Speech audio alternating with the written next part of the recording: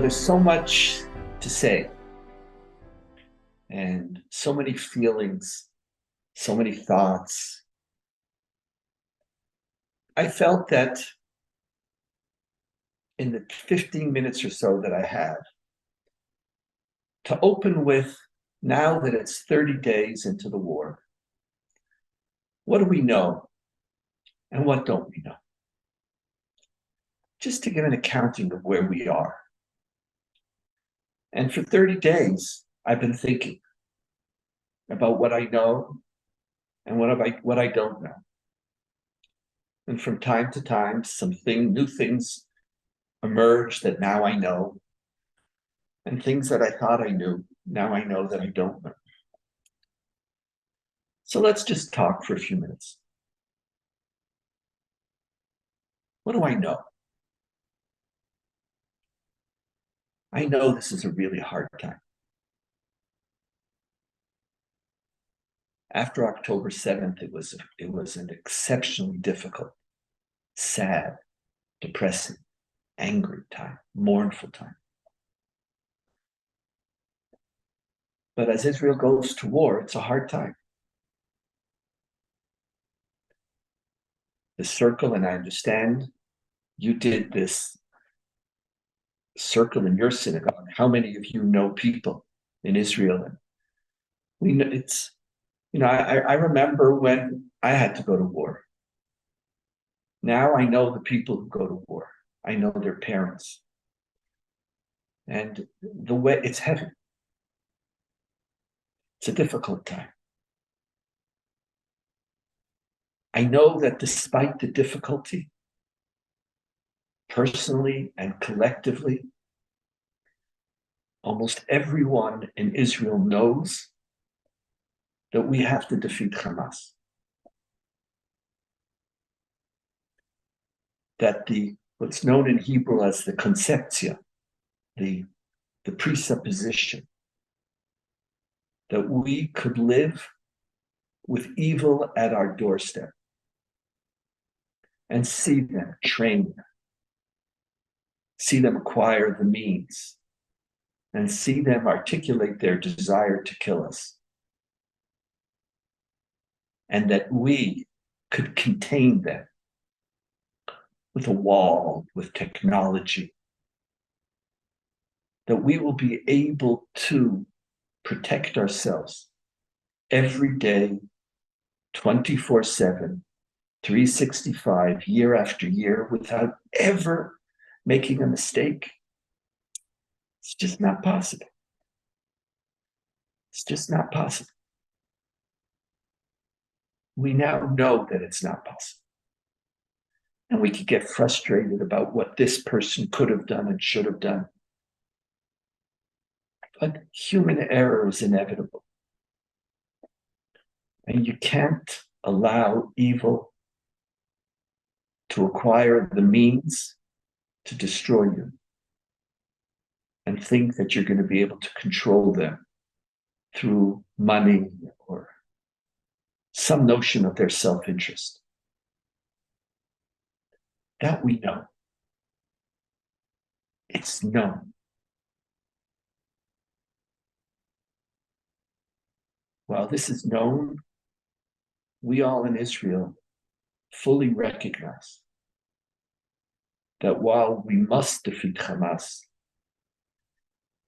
it is going to be a profoundly difficult task, and it is not even certain that it's attainable. At the back of our minds, there is a doubt about the price, doubt about whether the world will allow us to continue. So we know what we must achieve. We know we can't go back to yesterday, but we're not sure that we're going to be able to achieve that which is necessary. In many ways, that's part of being a real country.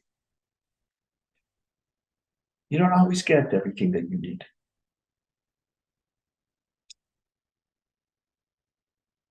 What we don't know is we not only don't know whether success is going to be possible, we also don't know what Gaza will look like the day after. And in many ways, it's understandable. Right now, we're concentrating on stopping an existential threat.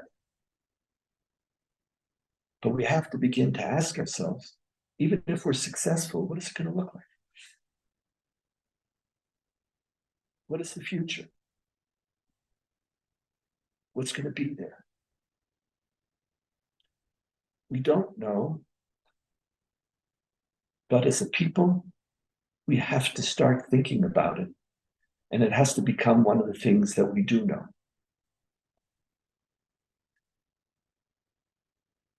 We now also know not only that the preconceived notion that we could contain Hamas forever is viable. The other preconceived notion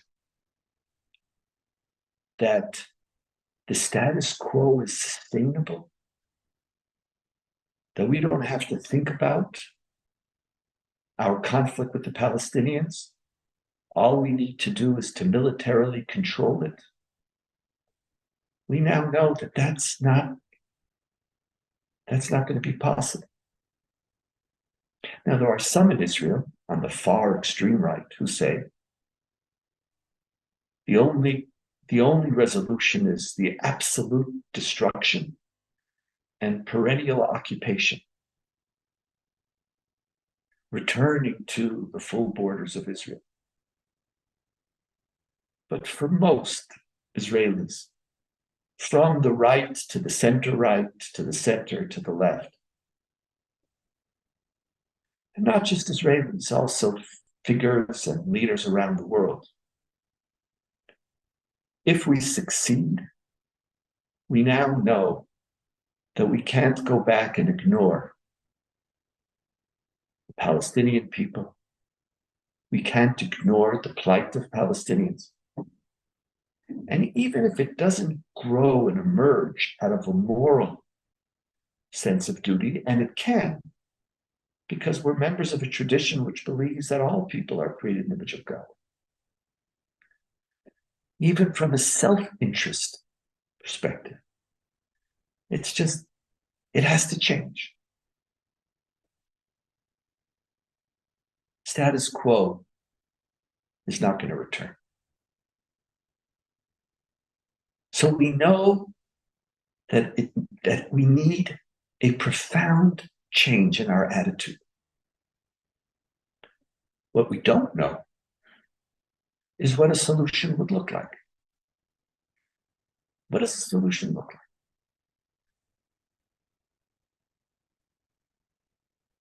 Most of us know that it's not going to be a perennial occupation. But what is it going to be? How do we resolve this? We know that it's going to require a significant involvement of Western democracies and many Sunni Arab states.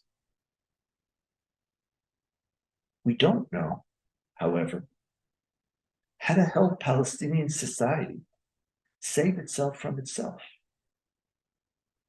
We know that there could be no future for Hamas, but at the same time, we also know that the Palestinian Authority is not going to be the leader of Palestinian society unless they themselves change their leadership, change their culture, cease being a profoundly corrupt leadership. Palestinians do not only not have government by the people, they have never had government for the people. the leaders of Hamas compete with the leaders of the Palestinian Authority in how much money they're going to steal from their populations. Billionaires. From whom? While their societies wallow in poverty. We know that to move forward, we're going to need a Palestinian leadership, which doesn't exist right now.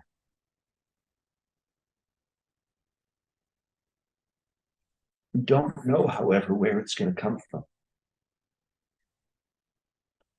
We know that the world is going to have to start getting serious.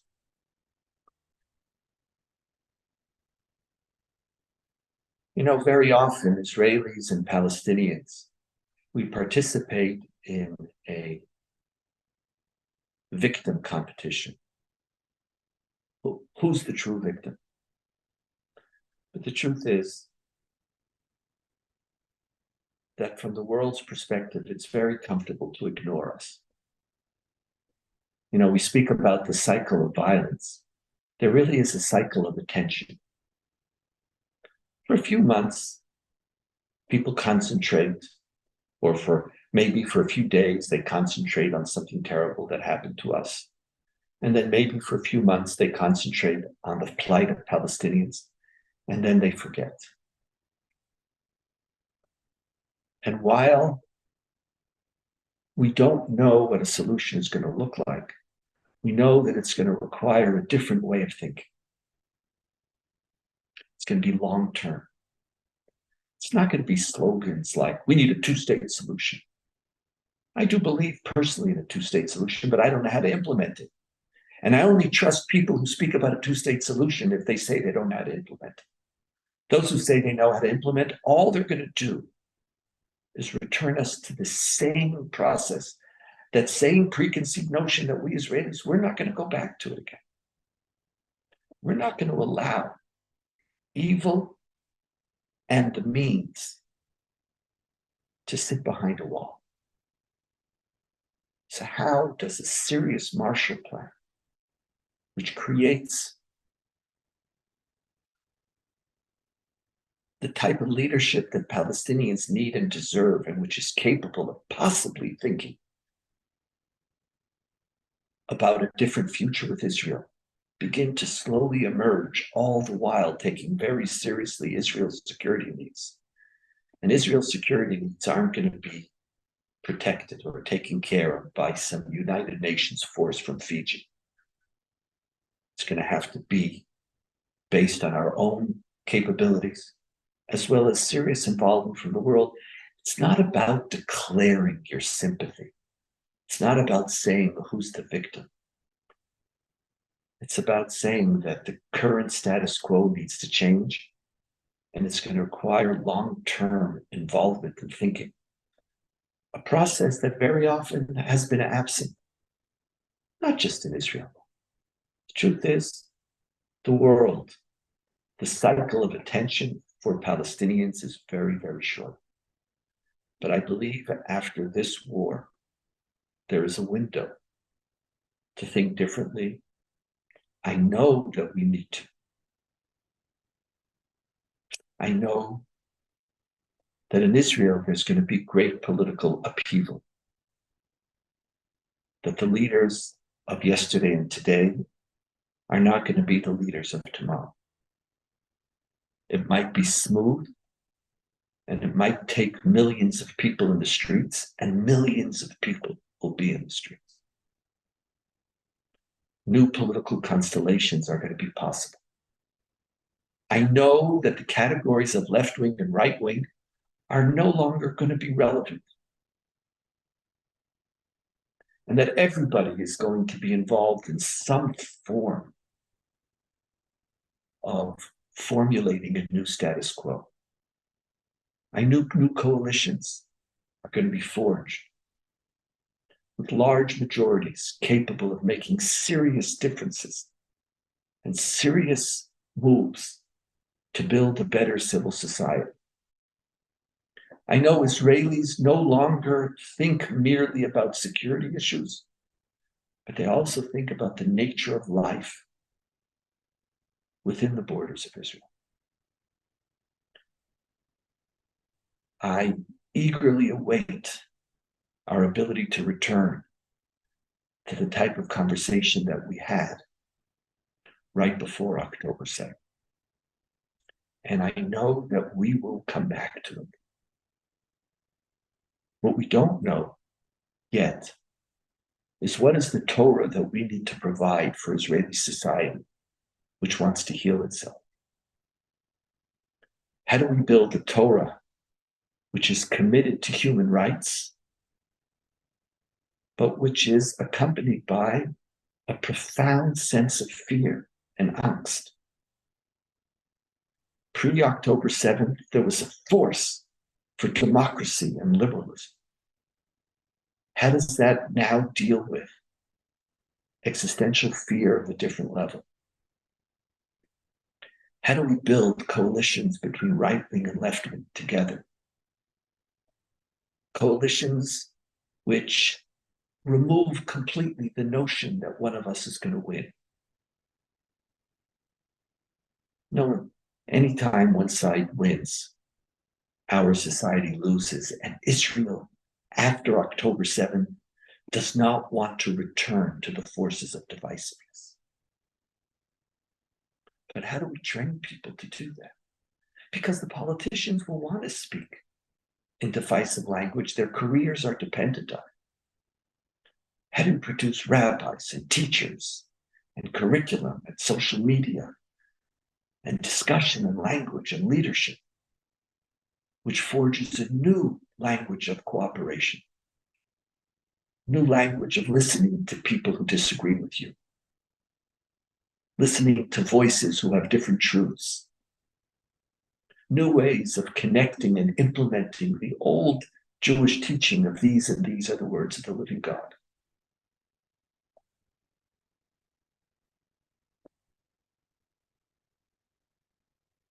It's going to be, for the next few months, a very, very challenging time for us here in Israel and for you on a different level. But as this war comes to an end, I know that new future and new possibilities await us. And if we build a Torah that enables us to speak a new language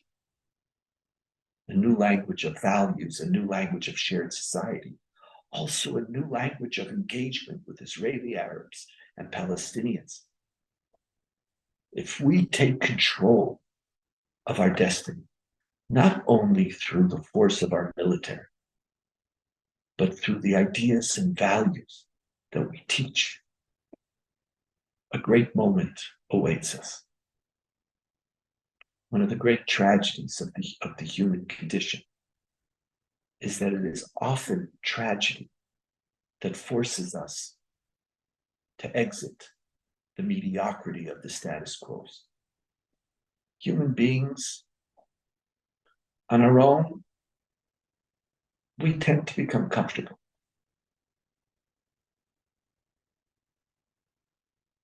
It's a tragedy that we need tragedy to remind us that we can do something better.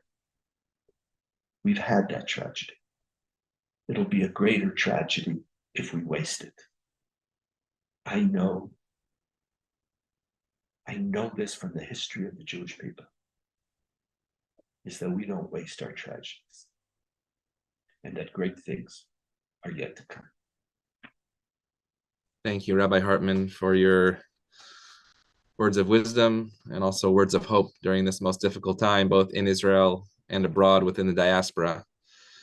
Just on Thursday, you spoke about some sayings that were within Israeli culture that might have changed. That when you were in wars, you said it used to be Tov Lamut Bi'artzeinu, that it is good to die for our people, our nation. But today it should be Tov Lichyot Bi'artzeinu, that it is good to live for our land. Can you maybe make as we said, what you know, what we don't know, based on what you just said? How does that paradigm shift go from when you were a soldier to now when your children are soldiers? when I grew up, the existence of Israel wasn't a given. Just wasn't. Even post 67, we had a sense of power, but very quickly 73, which was our greatest military victory, showed us how easy it is for us to lose. Because we loved Israel and we needed Israel, it doesn't mean that we were going to have Israel. And if you were going to have Israel, you needed a society that was willing to stand up and to say, I will do whatever I need to do in order for this country to live. And this slogan of Tov Lamut Ba'ad Artzeinu, it is good to die for our country. It wasn't that death was aggrandized. Jews don't do that. But it was good that we as a Jewish people have the ability now to fight, even if it involves our dying for the sake of our survival. If in the past we died just because of anti-Semitism, now we could die for the sake of our country, and our country will live. But in my own lifetime, we shifted from a precarious existence to being one of the great superpowers of the world. You have to sit on it for a second. We won. The country that the Jewish people around the world and in Israel built, it's one of the most powerful economies, one of the most powerful militaries in the world. The countries around us, which threatened us in 73, either made peace with us or have ceased to function and no longer pose a serious threat. And so we began to no longer think of the need to sacrifice for the sake of the country. The idea was to innovate for the sake of the country. That your personal success, your life, was what the country needed. They didn't need you to die. They needed you to live. They needed you to make a living. They needed you to work. And we worked. You remember the jokes about Israel? Now, we work harder than Americans. One of the most hardest working people in the world. Very industrious. Israel wanted your energy, wanted your life force. They don't want your life. And it developed a people who, according to every statistic, are one of the happiest people in the world. Now, that's a sign of our insanity. It's true. But we are insane. But we're seventh happiest people in the world. In the United States, you're 17, 18. We concentrated on life. That was our focus. And part of what happened in October 7th is the realization that we could lose it again. And it wasn't Hamas, but Iran, very, very cleverly, not with its atomic weapons, but through a huge amount of proxy armies and forces, equipping them not with the ground forces, but with various capabilities to dramatically transform our experience in Israel. Our vulnerability was exposed again, and we'll win this war again. But it's much harder to fight a war when you're coming from a perspective of it's good to live for your country. It's much harder to fight a war when you raised your children now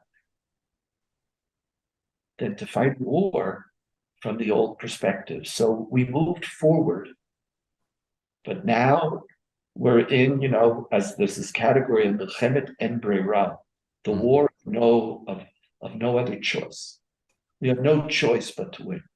My granddaughter was asking me, Baba, that's my name, and I told her my name was Saba, but she didn't hear the Sa, she heard Baba.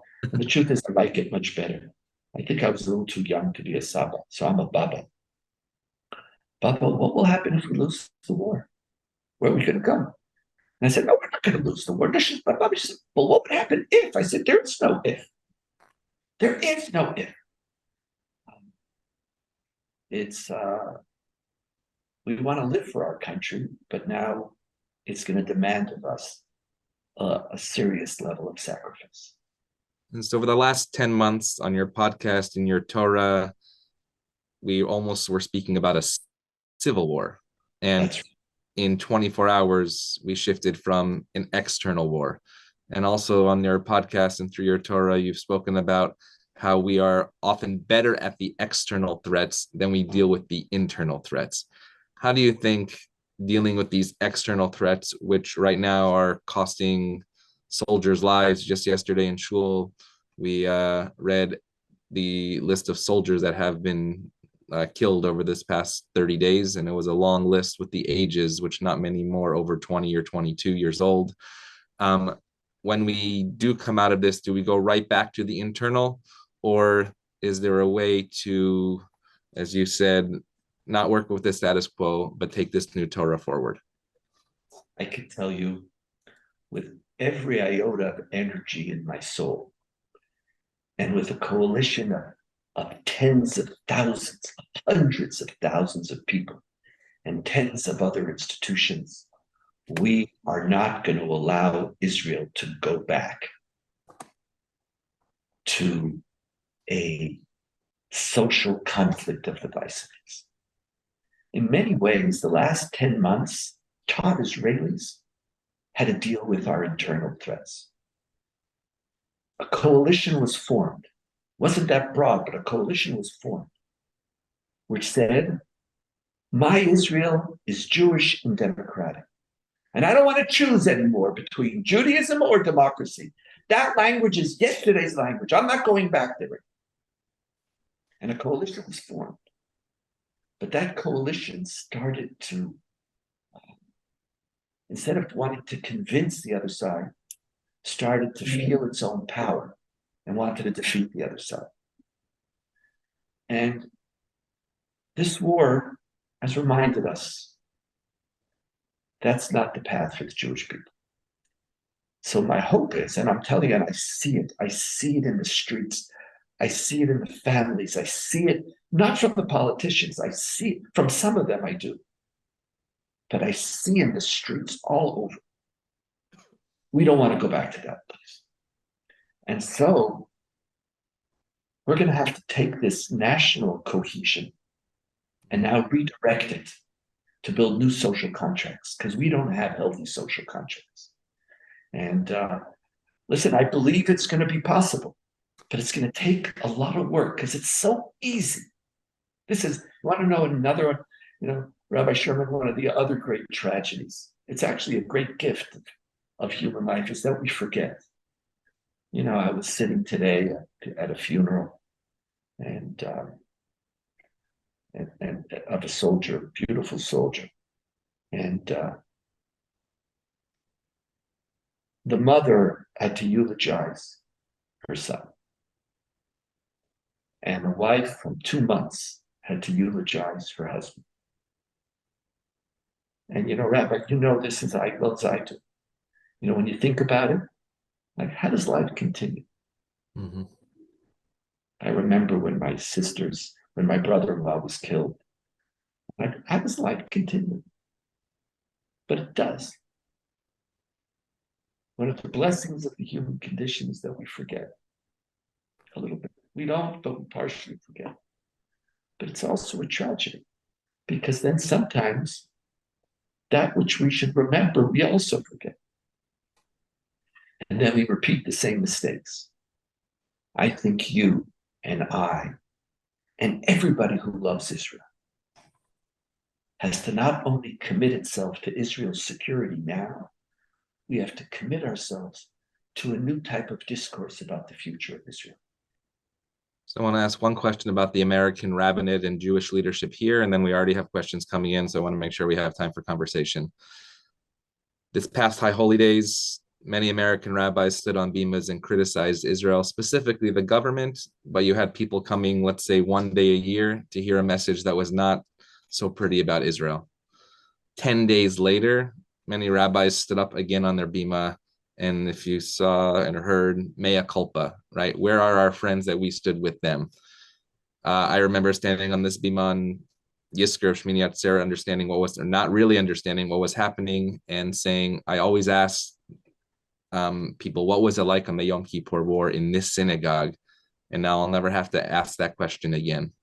What is the role, specifically because so many American rabbis of all denominations go through the Hartman Institute to get that Torah and bring it back here to our people? What is the role, do you see, of an American diaspora, and I want to say specifically American rabbinate right now, in this role of Israel in the congregation, Israel in America, and ultimately Israel in the world? See, rabbis change their speeches because they should, because reality changed. There are times to criticize, and there's times to stand with Israel. Just like with your family. Love in our tradition sometimes means that I embrace you, and sometimes it means that I tell you that I expect something from you. I'm one of those people who believe, and a lot of people disagree with me. I don't believe a relationship with Israel is possible in the long run if world Jewry, and especially its religious leaders and its rabbis, don't bring their Jewish values and their Jewish expectations to Israel. You can't teach Jewish values as an essence of what it means to be a Jew and say, when it comes to Israel, we don't talk about it. Now, there's a really interesting thing, which is really worthwhile noticing.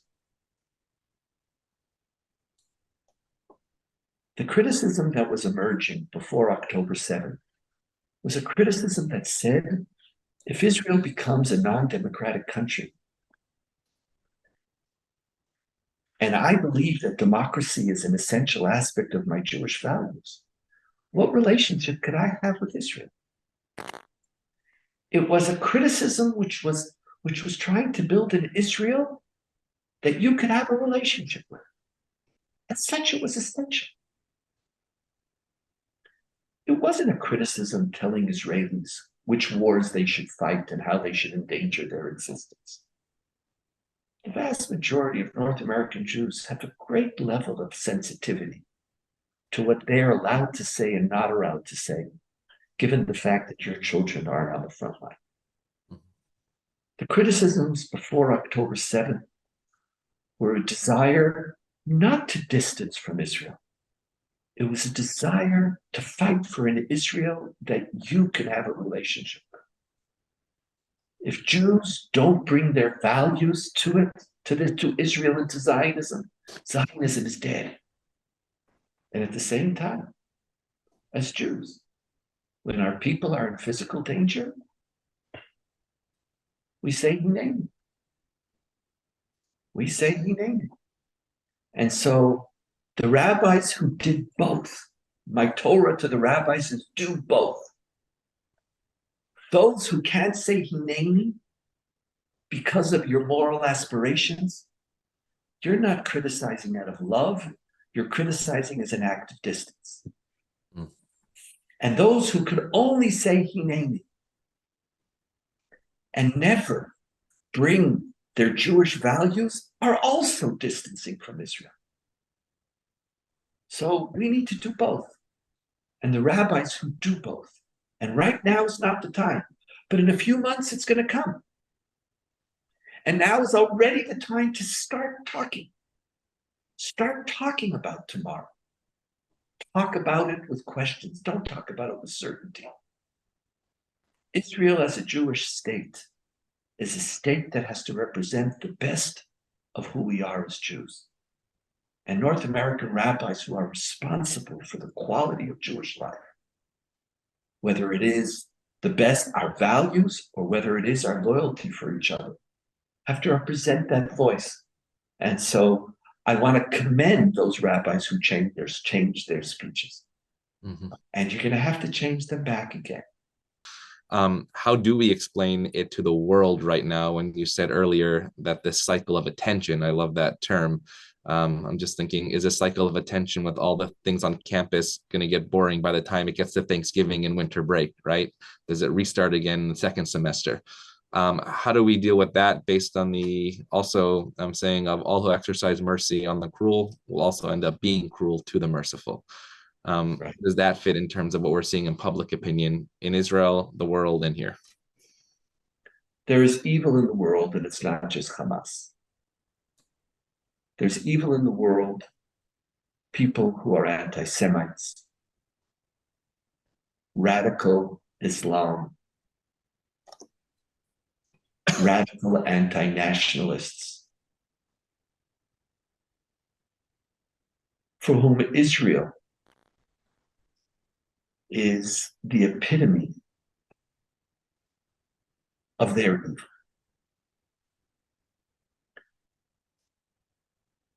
We know them, we've seen them. They're relatively marginal in their political power. And by the way, my friends, there's nothing you're going to say that's going to convince them. But there is a new coalition emerging together with these anti-Semites,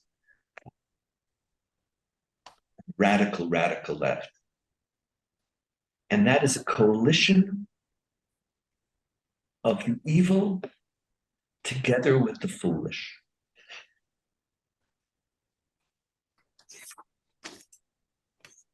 And there are many people who are foolish. So it makes this moment complicated. Is a coalition of the evil with the foolish is not such a marginal, small coalition. You have to decide, and I can tell you, for most of those who are participating and chanting, from the river to the sea, Palestine will be free. And that's the topic of our latest podcast. There's nothing that you could say. Stop it. Stop. Don't even worry. Oh, if Israel, let me show you some more pictures. Let me take a few more journalists to see the blood splattering on the walls. The Palestinian cause is now firmly connected between the evil and the foolish. And I think we're going to have to not be foolish, and we're going to have to start talking about it. But talking about it is not public relations. And we're not going to tell them the story. I have the story. I can tell you all the story, the 47 and the 7 and the 67 and the reject and the 2001. I have all the stories. It's not going to help, my friends. And I know, and it's frustrating because we know it's true. Doesn't matter. The foolish aren't listening. And I was listening to some PR person from Israel say, oh, we have to just, the government's failing. We have to show more pictures. Stop it. It's not going to happen.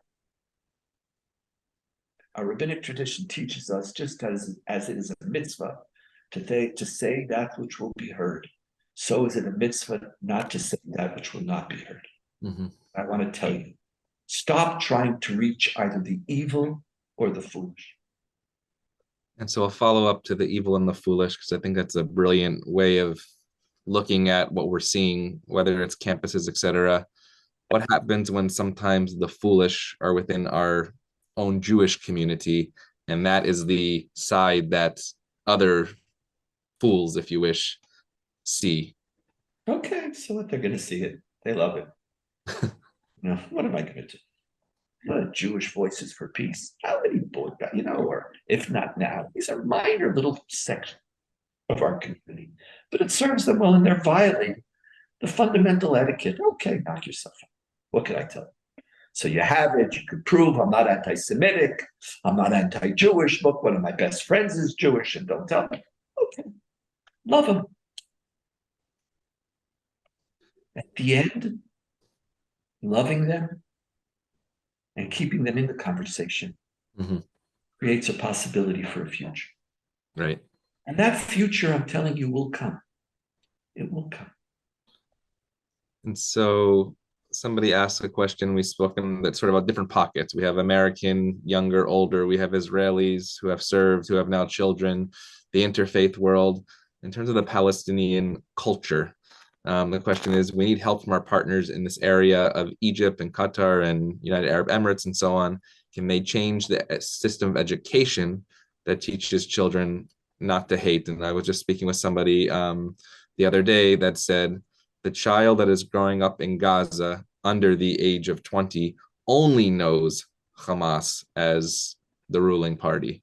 And so when you literally have that entire lifespan with that, what does that look like for the future? I know that's been a conversation over the many years. We've had Hartman scholars actually speak about that here at Sinai Temple. What does that look like going forward based on these events on October 7th? It's absolutely correct. It's we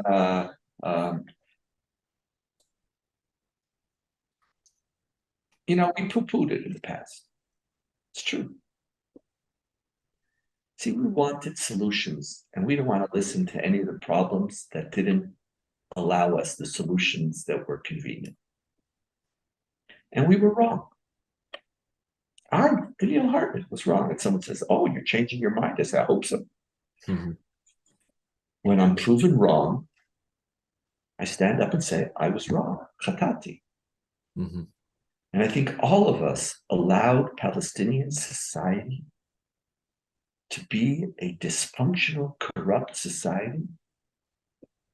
And we said, we don't care as long as we have a good wall. And as long as we have machine guns on this wall and drones, and we have some people looking with joysticks and cameras, and, plague on all your houses, you build whatever hell you want. You can have as many diseases as you want. Just don't touch me. And we learned that you can't do that. Mm-hmm. And you're absolutely right. Like you ask, how is it that somebody, a human being, could actually be acted on October 7th? There's a context. But it's not only the context that Guterres said it was of the occupation. The real context was Palestinian education. When you are raised to learn that a Jew is not a human being, then of course you can have people who can go and slaughter Jews, because you're not slaughtering human beings. That's part of the context, is the evil and the moral depravity that we've allowed to grow in Palestinian society.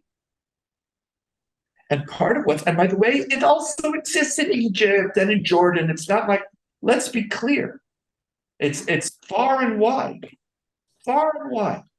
And we always talk about the economic interests. Let's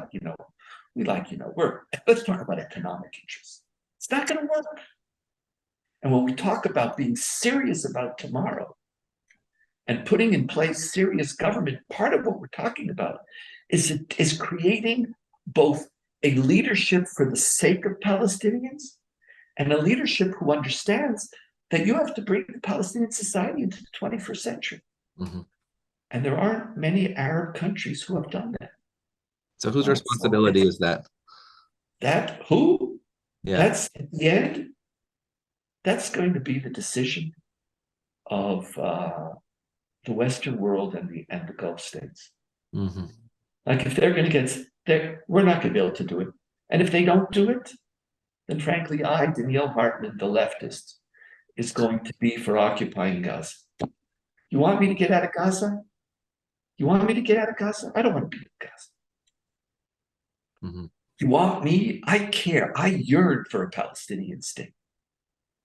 I want the Palestinians to have a state just like I have one, but only on condition that I could live side by side with that state. So now we know that there are all the lies that we allowed ourselves to say for the sake of peace. Oh, don't worry, poo-poo. Don't worry, it'll be fine. Don't worry, people who have an economic future will overcome their evil. That's what it is. It's all about it. It's not. It's also about ideology.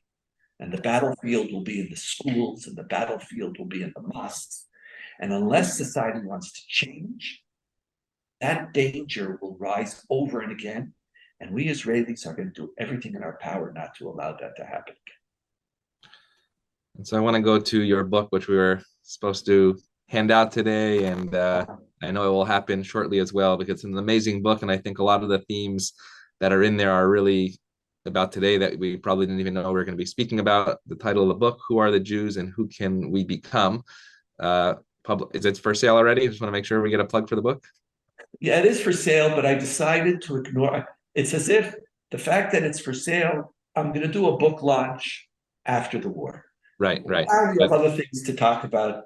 And, frankly, I'm one of those authors. I love my book, but it's just a book. It's just a book, but it's important. Actually, I put it down when we realized that we were going to reschedule. But the first part that I did read, I think really focuses on, because a lot of these questions that are coming in are, who are we and who can we become? And we keep talking about the day after and what will be tomorrow. And you speak about the difference between the Genesis Jew and the Exodus Jew. Put yourself in the author role of writing that, and then take that, if you had to maybe rewrite this book on October 8th, the Genesis and the Exodus Jew, does that paradigm stay the same? First I'm smiling, Rabbi Sherman. I thank you, because my mind hasn't been on my book for quite a while. You write a book, you're waiting for it to come out, you're all excited, and then, something bigger and more important came up. But the core idea of the book is that Jewish identity, who are the Jews, is a deep tension between Judaism as a modality of being and Judaism as a responsibility to become. Mm-hmm. That Judaism is about that I am a Jew, regardless of what I do and what I believe, and that I have a loyalty to my people. And that the second part of that story is Judaism is about a challenge to be a kingdom of priests and a holy nation. And that these two internal tensions about embracing my people, embracing my loyalty to my people, and embracing my responsibility to be a remarkable people and a force for good. That is the Jewish story. And I tell it however I tell it. And the only thing that would change would be the examples of the second part of the book. I speak about Gaza, but I could not have imagined October 7th. But at the end of the day, it all comes down to the same thing. We Jews, I speak about, there's also a Zionism of being and a Zionism of becoming. And Genesis Zionism, Exodus Zionism. That as Zionists and as Jews, we have a right to be. We have a right to be safe in our home. We have a right and a responsibility to take care of ourselves. But at the same time, there's also an Exodus Zionism. So right now, on what's today's date? I don't even know. November 5th. November 5th. We're in the midst of the fight for our being. Mm-hmm. And we have to do it. And we have to do it well. And our soldiers who are on the front lines are going to be paying horrific prices. You don't want to be a soldier in Gaza. There is no terrain more difficult than Gaza for a soldier to be in. And we have to look out for our soldiers. And frankly, Rabbi Sherman, we have to win. The Judaism of being mandates us to win. Gives us not only the right, but also the responsibility to win. But we have to start talking about also, right now, quietly, who do we want to become? Rabbi Sherman, you know. Asked me a year ago, what was I thinking about Gaza? The answer was, I don't think about Gaza. Mm-hmm. Asked me, I did think about Judea and Samaria. But I stopped and said, we have no partners for peace. And that's where I stopped. I said, I know we need peace. I want peace. But we offered and they said no. So in the book, I write, we offered and they said no. So offer again and again. Never offer anything that will endanger your right to be. but never stop aspiring to become. And I think the consequences are in many ways the challenges of this war is there's going to be Jews who are going to be so filled with hatred, vengeance, and for good reasons. Listen, I have workers who they're just, it's just when your life is so threatened, it shrinks your vision, and it's so easy for it to shrink the vision. But that's what we rabbis, we're responsible for, also for the Judaism and the Zionism of becoming. And we have to ask ourselves in the long run, what do we want to do tomorrow after we defeat Hamas? What do we want to do? Do we want to just claim that we have no responsibilities? And I want to tell you, we spoke about public relations. We spoke about the young generation. We, the lovers of Israel, have to stand up and say that inherent to my conversation about Zionism is the Zionism of becoming. That I, as a lover of Israel, talk about what Israel should be. And that the moral conversation about Israel should not be the sole domain of if not now, and of Jews. What is it? Jewish Voices for Peace. What is it? That's what JVP. They're not the ones who speak about morality. We do. And so the book is a call. It tells the story of the way we Jews balance these two mega ideas. And these two mega ideas have come to land in the state of Israel, and they've come to land in Israel post-October 7th. And right now we have to win. But if we're really going to win, and to win means that we're not going to have to engage in this battle again. And to win means that we're going to have friends around the world, and we do have, who are going to want to stand with us. We're going to have to be open to the complexity of the Jewish story, which involves Genesis and Exodus being and becoming. It's interesting that we're using the word win, because many people have started to use that word, that there is no choice but to win. It goes back to your first aspect of Ein Breira. It goes to Lichyot Bi'ad Artzeinu. It goes to the generational gap. Our own children, right? We spoke about maybe your generation, my generation, and then my children's generation. They were just in the land of Israel 10 weeks ago. They see it, they hear it, they feel it. What's the message to them in our own day school worlds, right? When often a generation that says, I quote, we've been lied to, even children of our own lovers of Zion. How are we teaching Israel for tomorrow for them? We have to teach it better. We have to remember that to teach Zionism is not to teach advocacy. To teach Zionism is not to teach facts. To teach Zionism is not to teach that the Palestinians are morally depraved.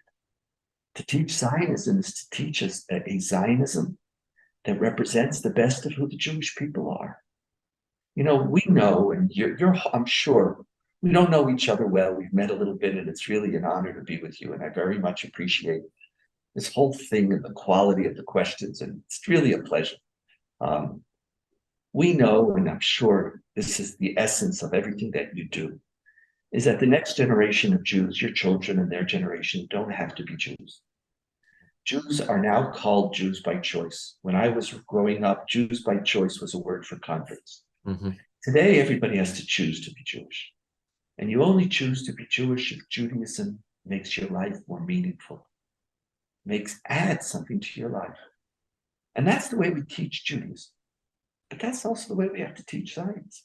Right. We're going to guilt people into Zionism. We're not going to fact and figure them into some mathematical equation about the necessity of Zionism. Zionism has to also compete in an open marketplace of ideas, and it can. But part of the way it does that is when we, the lovers of Israel, talk that way. So when you talk to your children, I want to win, but I want to win. Part of winning is having a Zionism that competes, that's open, that's exciting, that's vibrant. That's not a Zionism of advocacy. It's a Zionism of imagination. And so based on that imagination, I want to, as I ask the last question. First, the last question will be, give you a moment to think, the word of Torah that you want to leave us on. But before we have that, I want to thank Abner and Roz Goldstein for this Abner and Roz Goldstein Scholar in Residence. I know very soon, God willing, you will be here for that Shabbat at Sinai Temple in Los Angeles with the Inshallah, as we say in our tradition. Exactly, not jumping through our computer, but actually shaking our hands as we walk around with the Torah in the Ziegler Sanctuary. And so we want to thank everybody for joining us, but I want to ask you, what is that word of Torah that you have to leave us here on November 5th? Oh, we just read 2 weeks ago, Genesis 12. God says to Abraham, go forth from your father's house, from your birthplace, from your land, the place that you were born, from your father's home to the land that I will show you. And I will make of you a great nation. And I will bless you, and your name will be great. And you shall be a blessing. I will bless those who bless you, and curse those who curse you. And all the nations of the earth shall bless themselves through you. We were promised that our path in our life would be easy, that we're going to be a great nation, and that we're going to be the recipients of God's blessing. Turns out that God blesses those who bless themselves. Turns out that we have to fight for that blessing, and that the rabbis were right. Every single thing the rabbis say, the 3 greatest blessings that God blessed the Jewish people with, every one of them is accompanied with suffering. Every one of them. That God's blessings, sometimes we Jews say, thank you for choosing us. I wish you would have chosen somebody else. It's a great blessing, but it's our responsibility to build it. So the first half of it is that if Israel's going to be our home, it's not because God promised it to us. It's because we have the strength of character to be willing to fight for it. But at the same time, the verse ends, and you shall be a blessing. Our job is to fight for Israel, but to fight not only for Israel, for the Jews, but to fight for an Israel and a Jewish people who are a blessing to the world. Torah doesn't let you pick. It says both. It's in the same verse. So it's a heavy responsibility, and it's hard to do both.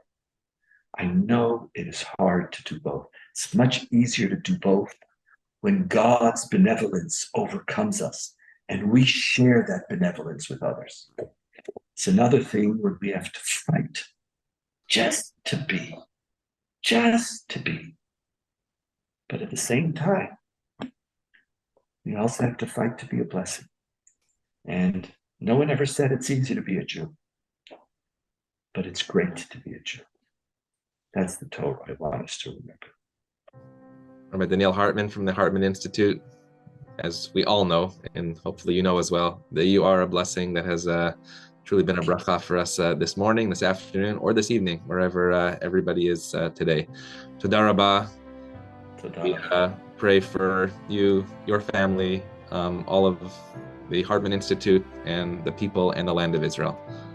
Thank you so much. Have a wonderful day.